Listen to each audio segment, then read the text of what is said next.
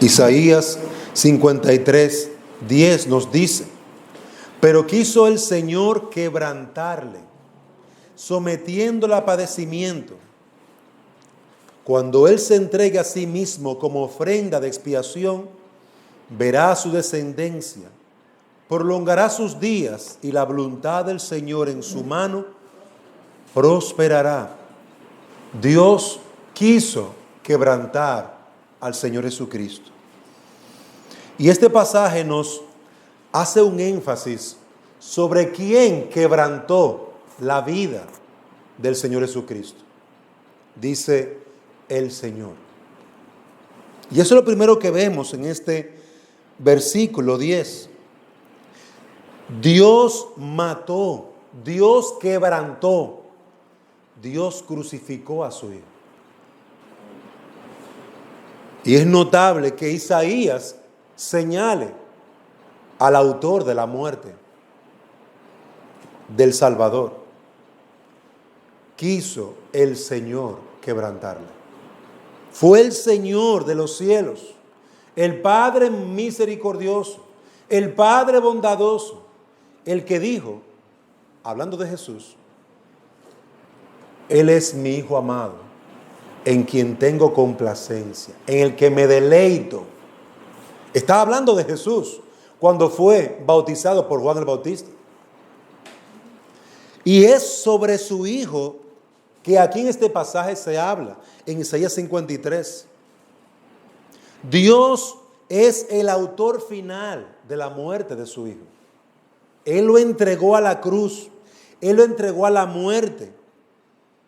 Y de forma justa, el Dios Todopoderoso, que demanda la muerte del pecador, entrega a su Hijo a la muerte, entrega a su propio Hijo. Fue contra un Dios eterno, infinito, que el hombre pecó. Y contra un Dios que es justísimo. Y las Escrituras repiten una y otra vez: Él no da por inocente a ningún culpable. Si tú eres culpable, a su tiempo, en el tiempo que le ha determinado, caerás en el hoyo, en su mano, en su juicio. Jonathan Edwards dice que el pecador está en la mano de Dios. En un mensaje predicado por él, habla del pecador como alguien que va caminando a ciegas por un precipicio y las flechas de la muerte brincan alrededor de él. Y solamente la misericordia de Dios le retiene con vida hasta el día y la hora que le mande a llamar. Jonathan Edwards describe el gran juicio que está sobre el corazón de los hombres de esta manera. El hombre no puede ver que el juicio ya está sobre él. El hombre no puede contemplar que la muerte está tocando casi a su puerta y que la ira de Dios va a ser derramada. Lo detiene su paciencia. La paciencia detiene su ira. Pero esa ira llegará el momento en que Dios la quitará y será derramada sobre todo hombre pecador. Pero aquí encontramos que alguien, el Hijo de Dios, tomó el lugar del pecador. Y cuando el Hijo de Dios toma el lugar de los pecadores, Dios, su Padre, se ve obligado por la palabra, por su propia palabra, y es su justicia, su propia santidad, quien quebranta a su propio Hijo. Dice el versículo 10, el Señor, pero quiso el Señor quebrantarle y sometiéndole a padecimiento. Dios le sometió a su Hijo al padecimiento.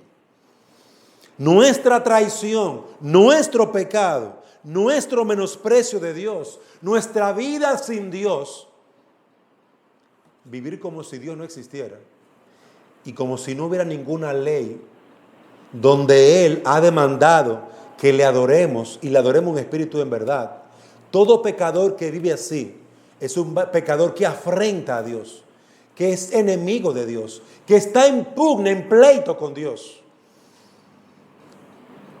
Y el Hijo de Dios, según este pasaje, fue quebrantado porque estuvo sustituyendo, tomando el lugar de hombres y mujeres pecadores que el Padre le había entregado a Él para que los salvara. Será llamado su nombre Jesús, porque Él salvará a su pueblo de sus pecados. El pueblo de Dios fue entregado al Hijo, y por ese pueblo Dios quebrantaba a su Hijo. En el momento en que Jesús tomó nuestro lugar en la cruz, el momento en que Jesús nos sustituye, es decir, me quita a mí y se pone Él para recibir el juicio de Dios, Dios lo quebranta porque Él quiere quebrantarlo. Porque es su voluntad que la ira caiga sobre el pecador. Es su voluntad que todo pecador pague por su pecado. El alma que pecare, esa, no otra, esa morirá. Esa la señala, no otra, no. Esa, la que pecare, esa va a morir. Y vemos aquí que el Hijo de Dios toma el lugar. Dice el versículo 6. Todos nosotros nos descarriamos como ovejas, nos apartamos cada cual por su camino, pero el Señor hizo que cayera sobre él la iniquidad de todos nosotros. El Señor hizo que cayera sobre Jesús nuestras iniquidades, como si hubiera sido una lepra, una enfermedad que nosotros tuviéramos y se la hubiéramos dejado caer sobre el Hijo de Dios, como si la lepra del pecado que me va matando poco a poco me fuera a mí quitada y colocada en el Señor Jesucristo. Dios, por eso, por cuanto Jesucristo estaba leproso, maldito por nuestro pecado, Dios lo quebrantó. Dios lo quebrantó. Jehová quiso quebrantarlo, dice la Reina Valera del 60. Fue su voluntad quebrantar a su propio Hijo en nuestro lugar y derramar toda su ira santa sobre su Hijo, para darnos a través de su Hijo el perdón de nuestros pecados. Es el propósito de quebrantar, romper, moler al Hijo de Dios en la cruz del Calvario.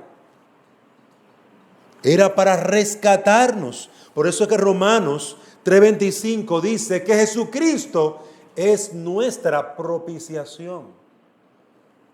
La palabra propiciación es algo o alguien que quita de en medio un obstáculo que impide a dos personas tener una buena relación. Cristo vino a quitar de en medio de mí y de Dios lo que estaba en medio en mi propia vida, quitando mi comunión con Dios, ese es mi pecado. Cristo vino a quitar mi pecado. Cristo vino a morir por mi pecado para que yo fuera acepto delante del Padre. Cristo es mi propiciación. Cristo es lo que me quita todo aquello que al Padre no le agrada. Pero Cristo también coloca en mi cuenta su justicia. Yo no soy justo y la ley demanda que yo sea justo. Yo no puedo serlo justo. Cuando cumplo un mandamiento, falto en otros dos y ya eché todo a perder. Cristo vino y cumple perfectamente la ley y muere por este pecador. Y Él quita de en medio mi pecado, que son muchos, y me trae en una relación de amor con el Padre. Por eso es que meditar en lo que Cristo hizo aumenta mi reverencia, mi alabanza a Dios, porque yo no puedo quitar mi pecado. Como ningún hombre puede quitar su maldad. Usted puede usar cualquier jabón, ácido, líquido, lo que sea, y no se va a quitar el pecado. Solamente la sangre de Cristo, óigalo bien, la sangre de Cristo derramada en la cruz del Calvario, la sangre de Cristo por la cual nosotros somos limpiados, porque el Padre quebrantó a su Hijo. Lo quebró. Como cuando usted coge una rama y la quiebra. Dios quebró a su Hijo para que seamos salvos por Él. Por Él. Queridos hermanos, Dios quebró a su Hijo, pero también en segundo lugar, Dios salva solo a través de su Hijo. Dios quebró a su Hijo, quebrantó a su Hijo, pero también Dios salva solamente a través de su Hijo, Jesucristo. Dice Isaías 53:8, por opresión y juicio fue quitado. Y en cuanto a su generación, ¿quién tuvo en cuenta que Él, Jesús, fuera cortado de la tierra de los vivientes? ¿Por qué? Por la transgresión de mi pueblo, a quien correspondía la herida. ¿Quién toma en cuenta eso? Que Él fue quebrado, quebrantado por el Padre, por nuestros pecados. Su herida era realmente mi herida. Lo que yo debía de sufrir fue lo que Jesús sufrió. Se dispuso con los impíos su sepultura, aunque no había hecho violencia, ni había engaño en su boca. Él era santo. Jesucristo era santo, era sin pecado. No había en Él nada de transgresión, no había en Él nada de maldad, no había en Él nada que hubiera hecho. Desde su nacimiento, un nacimiento en pureza, hasta su muerte. El mismo Pilato testificó: yo no hallo nada en este hombre. El mismo Pilato testificó que era un hombre justo. Y luego, al justo, para que fuera claro que era justo y que era un justo quien estaba muriendo, al justo lo envió a matar. Por la opresión, por la impiedad, por la maldad tuya y mía. Por la maldad tuya y mía. Queridos hermanos, si Cristo no murió por tu maldad, todavía estás en tu pecado. Todavía estás condenado y te espera el juicio de Dios. Si Cristo no murió en tu lugar, todavía no eres hermano y aún estás en tu maldad y en tu pecado.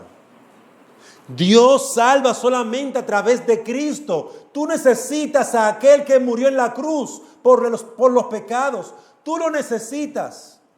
Si tú no crees en Él, no importa que Él haya muerto, Él no murió por ti. Y estás condenado.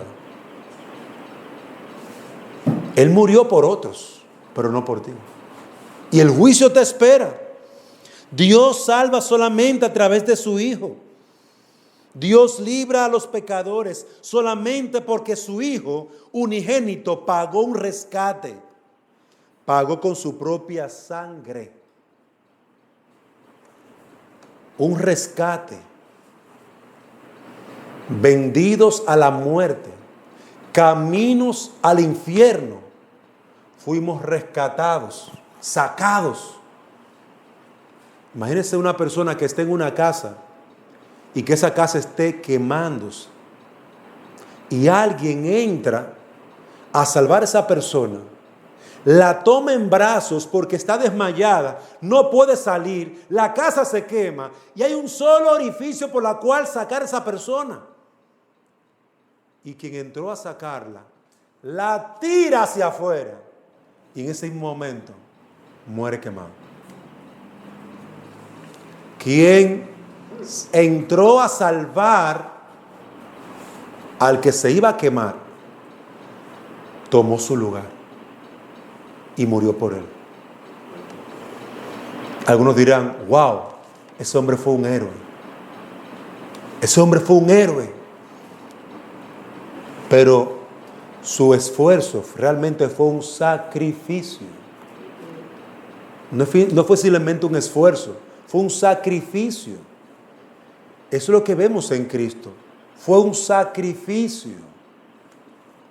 Él no simplemente nos sacó, Él se quedó para recibir nuestro juicio.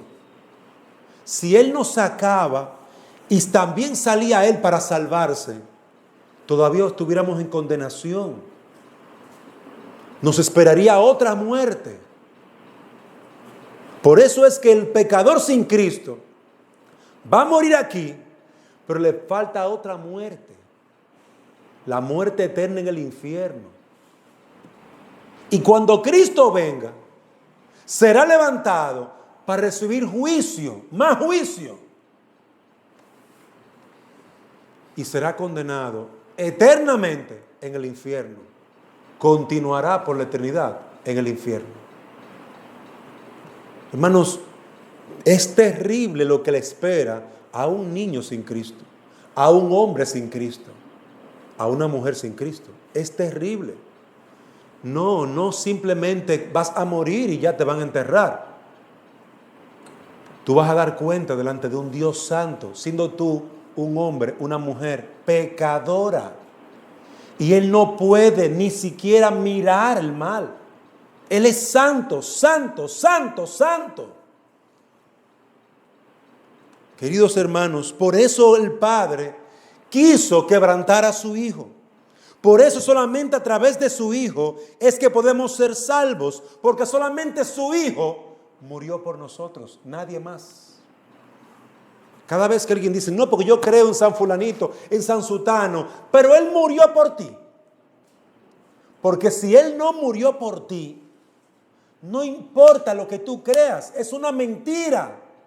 Es que viene un juicio, tú no entiendes que viene un juicio. Y ese juicio, tú estás condenado. Ahora mismo que estás aquí, estás condenado. Ahora mismo que me estás escuchando, tú estás condenado. Es que tú no tienes esperanza en ese juicio. A menos que te refugies en la roca de la salvación. A menos que vayas a Cristo. A menos que te arrepientas de tus pecados. A menos que tú clames a Dios. Sé propicio a mí, pecador. Tú no tienes esperanza.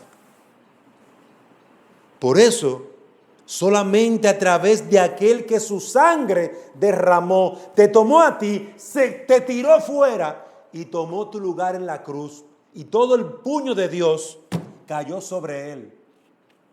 Ese te puede salvar. El que tomó tu lugar. No solamente te sacó, sino que también se quedó.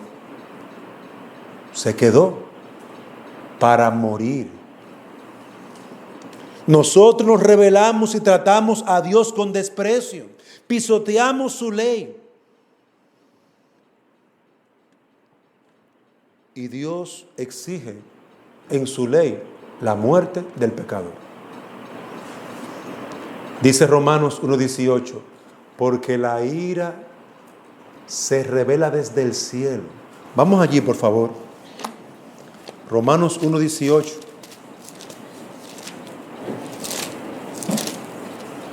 Porque la ira de Dios se revela desde el cielo contra toda impiedad e injusticia de los hombres, que con injusticia restringen la verdad. La ira de Dios, ¿de dónde se revela? Oiga, ¿de dónde viene? No mira que desde las paredes, no mira que eso es la gente que está inventando eso. La ira de Dios se revela desde el mismo cielo.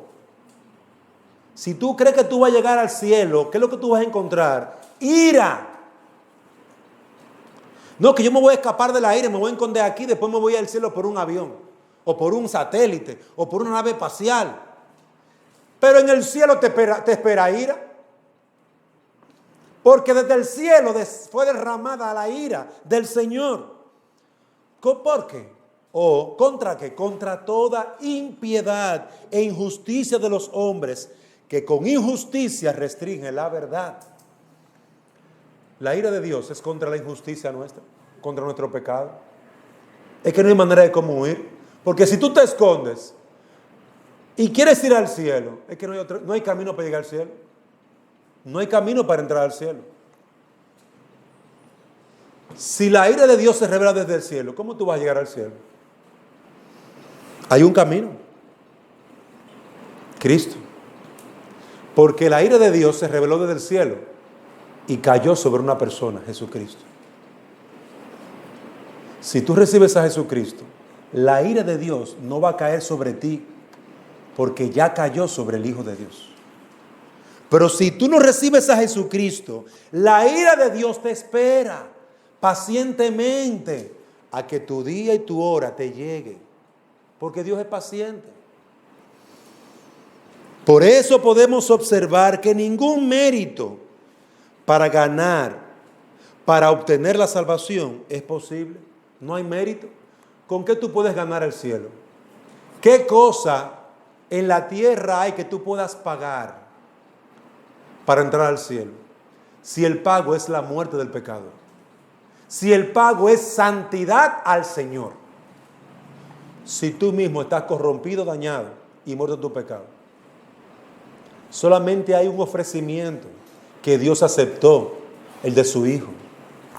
El de su Hijo, el Señor Jesucristo. Por eso Dios quiso quebrantarlo y sujetarlo a padecimientos, para que tú y yo no recibamos ese padecimiento, ese dolor, esa ira, ese juicio, para que tú y yo no vivamos esa terrible experiencia que viene. La Biblia dice, huye de la ira que vendrá, huye. ¿Hacia dónde voy a ir? No hay refugios, no hay ningún camino que le pueda dar esperanza al hombre. Quiero que lo entiendan eso. Yo quiero estar con Dios en el cielo.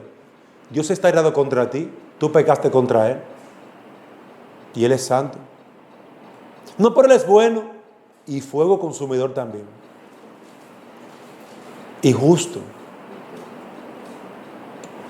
Y tú has recibido, como le dijeron al rico, muchos bienes en esta tierra.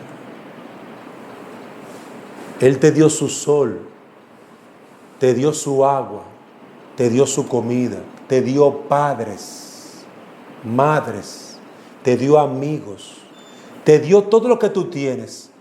Por eso le podían decir al rico, la historia del rico y Lázaro, tú has recibido muchos bienes. Tú has recibido la consolación en la tierra. Pero de nada te sirve eso en el cielo. Por eso cuando el rico llegó, cuando murió, llegó a lo que le esperaba, al infierno. Si tú no quieres llegar al infierno, si tú quieres tener esperanza y gozo, si tú quieres tener paz con Dios, hay un camino recto, un camino que lleva recto a la vida. Tuvo que ser primeramente muerto, tuvo que ser primeramente quebrantado. Es un hombre, es Jesucristo. Por eso Romanos 5:8 dice, mas Dios muestra su amor para con nosotros, en que siendo aún pecadores, Cristo murió por nosotros. La misericordia de Dios no está en olvidarse de nuestros pecados. Ahí no está la misericordia de Dios. La misericordia de Dios está en recibir la obra de Cristo por ti. Esa es la misericordia de Dios. Él muestra su amor para con nosotros en que Cristo murió. Hay que mostrar su amor. Él muestra su amor en la muerte de su propio Hijo. En Él entregar a muerte su propio Hijo. Ahí es que Él mostró su amor. ¿Tú quieres realmente recibir el amor de Dios? No, no está en tus hijos ni en tus padres. Aquí dice, mas Dios muestra su amor para con nosotros.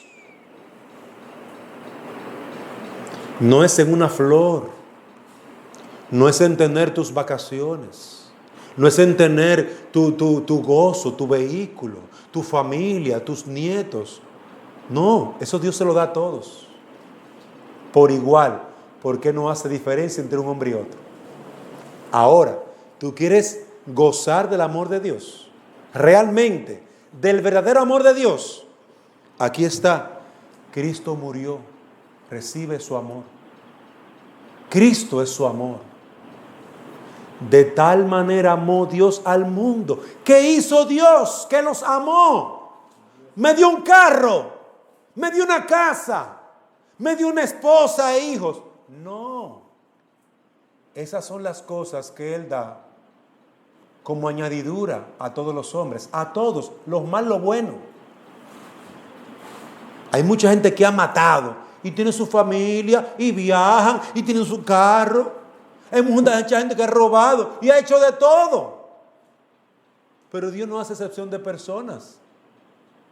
Dios no es como nosotros, malo. No, Él es bueno. Aún a los malos les trata con paciencia y misericordia.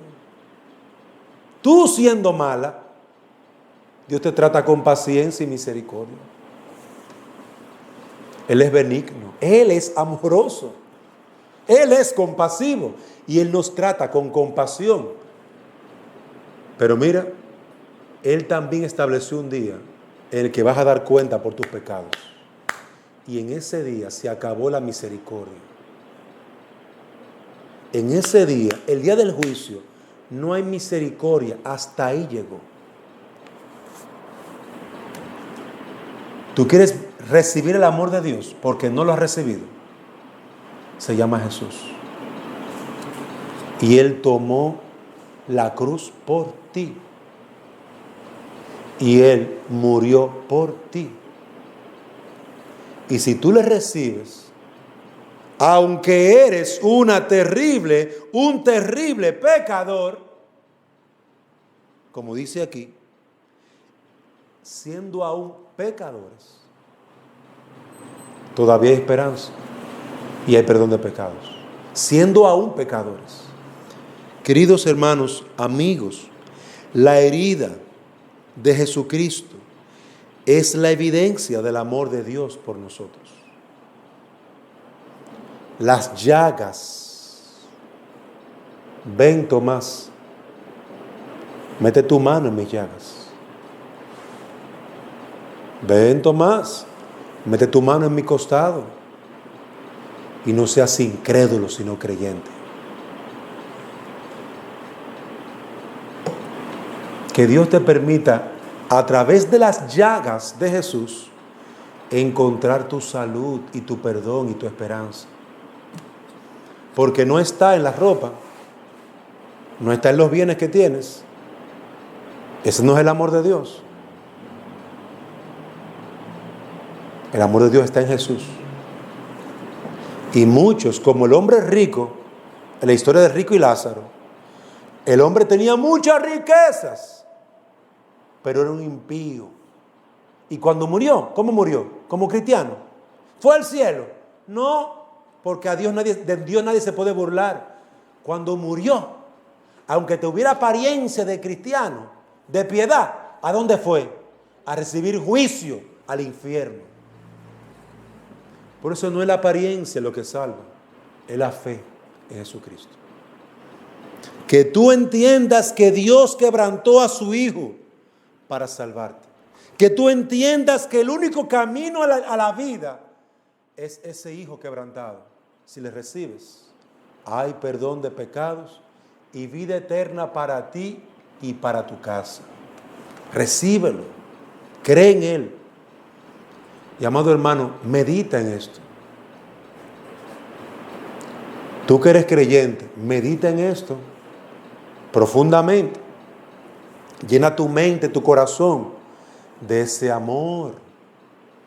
Dios me amó tanto en mi pecado, en mi maldad, Dios me amó.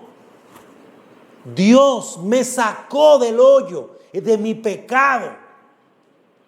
Dios me rescató. Se metió en el fuego y me sacó. Y dejó a su propio hijo en mi lugar. Hermanos, gloria a Dios. Gloria a Dios que Él tiene misericordia de nosotros pecadores. Gloria a Dios que se acordó de nuestra vida y de nuestra necesidad. Gloria a Dios que nos rescató. Hermanos, no volvamos atrás.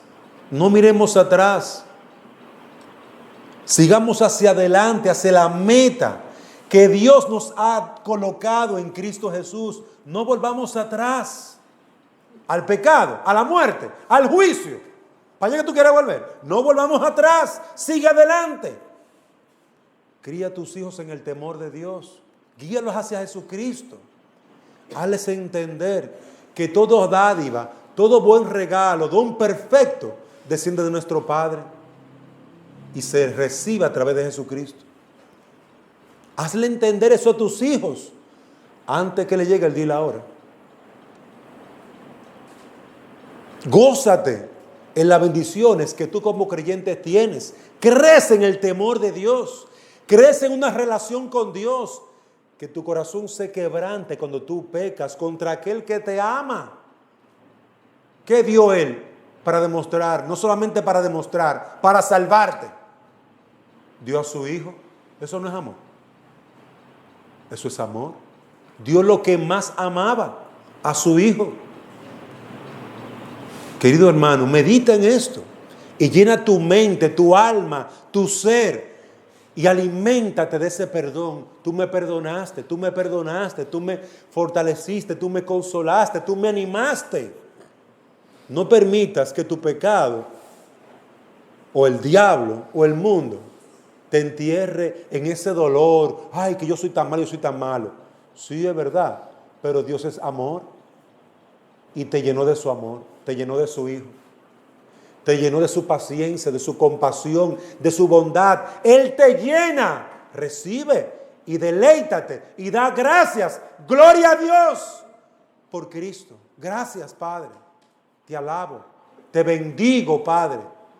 Cada día te bendeciré. Cada día te bendeciré y alabaré tu nombre para siempre. Cada día, Señor. Hermano, ese debe ser lo que produzca nuestro meditar en Cristo y en su muerte. Que produzca en tu corazón alabanza, porque Él te rescató. Él te salvó. Que produzca alabanza y gozo en tu alma. Que hoy nosotros podamos también predicar a otros. Hay otros que están muriendo sin Cristo, que están alrededor nuestro, vecinos, amigos, familiares, que no adoran a Dios. Hay amigos y familiares que aún no conocen a Cristo, que no lo conocen, viven de espalda a Él. No te quedes con la verdad en tu corazón. Exhórtales, repréndelos, llámalos, anímalos, consuélalos con la palabra, con Cristo. Llévalos a Cristo. Muévelos a Cristo. Consuélalos. Léele la palabra en su tiempo de tribulación. Fortalécelos con tu propia oración. Que ya sea un hábito de ellos. Mami, papi, ora por mí. Porque tú oras. Clama al Señor. Búscales. Anímales. Exhórtales. Ruégales. Ruégales. Ruégales. Que vengan a Cristo. Ruégales. Porque si no son salvos, de tu lado irán al infierno. Ruégales. Mis hijos, busquen a Cristo. No hay otro camino. Él es el único camino. Él es la única esperanza. Hermanos, roguemos al pecador para que venga Cristo. Porque si un alma se salva, hermano, estará contigo en la eternidad. No te canses. Cánsate el día que se mueran, porque ya no hay esperanza ahí. No te canses de hablarle, de exhortarle, de amonestarle. No te canses de exhortarle, de rogarles. No te canses. Tal vez ahora te desprecien. Tal vez ahora no te agrada, no le agradará a ellos. Pero en la eternidad te lo agradecerán. En la eternidad te darán gracias, te besarán. De tan agradecidos que estarán. Te besarán, bendiciéndote, porque no los dejaste en su necedad y en su pecado. Los guiaste a Cristo, los guiaste a Cristo, hasta que un día Cristo resplandeció en su corazón. Amado hermano, no nos cansemos de hacer el bien. Sigamos predicando a Cristo. Él es la luz del mundo. Él es el camino. Él es la verdad. Él es la vida. Nadie puede llegar al Padre, al cielo, a la presencia de Dios. Solamente a través de Cristo se puede. Si aborrecen a Cristo, están condenados. Ellos mismos se condenaron. Así que, amado hermano, no te canses. Sigue predicando y sigue orando. Sigue predicando y sigue orando. Hasta que tú veas a tus amigos, vecinos, familiares, gozosos aquí, al lado tuyo, adorando al Señor, alabando al Señor. Cuando ellos se entregan a Cristo, entonces tú dirás, estoy en paz.